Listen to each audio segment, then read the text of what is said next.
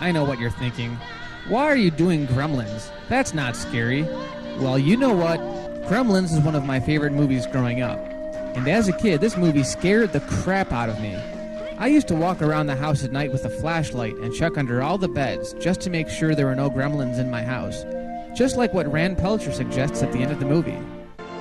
Turn on all the lights, check all the closets and cupboards, look under all the beds.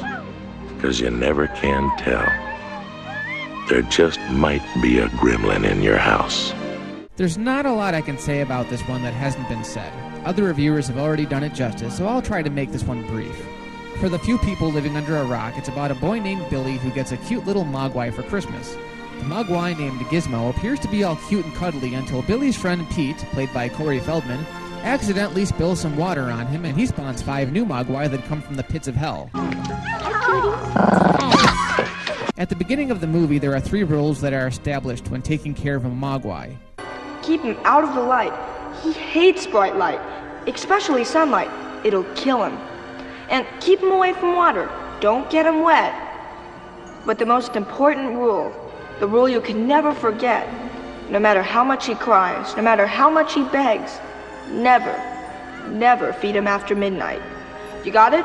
So the mogwais trick Billy into feeding them after midnight, and before we know it, they become these giant cocoons. When they hatch, they become gremlins and start wreaking havoc all over town. And it's up to Billy, his girlfriend Kate, played by Phoebe Cates, and little Gizmo to stop them. It's a fun little flick, although I never really knew if it made a better Halloween flick or a better Christmas flick. The Gremlins have a lot of personality, but can't you see how this might be frightening to a little kid? Can you imagine opening your door on Christmas Eve expecting to see Christmas carolers and instead being greeted by this?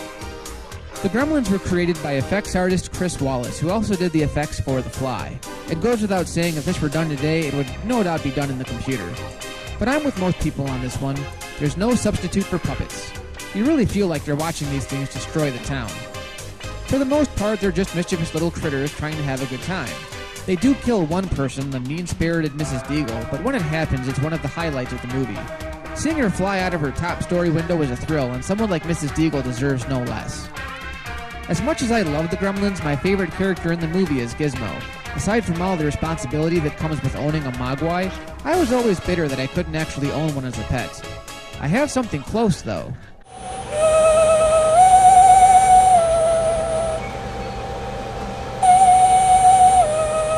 This has got to be one of my favorite collectibles. They also had a line of Gremlins toys in the early 90s, around the time the second movie came out. I used to own a few of them, but naturally they got lost along with my childhood.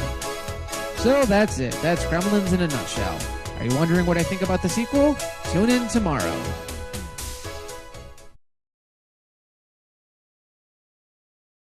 No, it's getting late. And one more beer, I'll help you clean up this mess. No, thanks, though. It'll be okay.